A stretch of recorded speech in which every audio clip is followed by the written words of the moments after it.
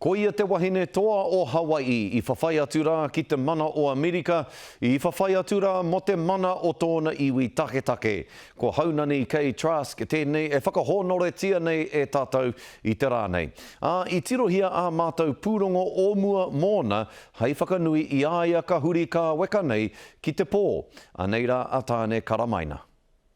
He toa wahine, mana wahine hoki o Hawaii.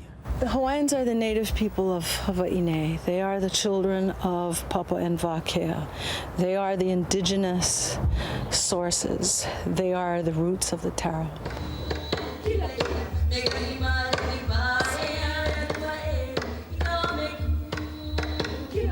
Particular venereal disease. Now, I understand there was a good deal of gonorrhea about, but again, we're talking about Captain Cook.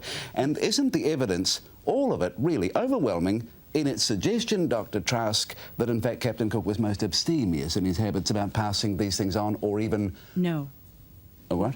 No, that in fact not any of the evidence suggests that, and that's why I keep referring to Cook's journals, not the secondary sources like this person Parsonson, who the Otago Daily Times named. Cook was very like the American Thomas Jefferson, who wrote volumes and volumes about the terrible effects of slavery, but who himself kept slaves until he died. Yes, in fact, Cook knew that what he was doing was terrible. He recorded, these are terrible effects here. Nevertheless, he continued to make his journeys throughout Polynesia, throughout the Pacific, to let his men go ashore and spread these diseases. And I might say, in response to that, Hawaiians killed him justly. I ka hatautohe hoki ia mo te pānga o ngā mahi tāpoi ki te taiao o Hawaii. The state of Hawaii is the pimp.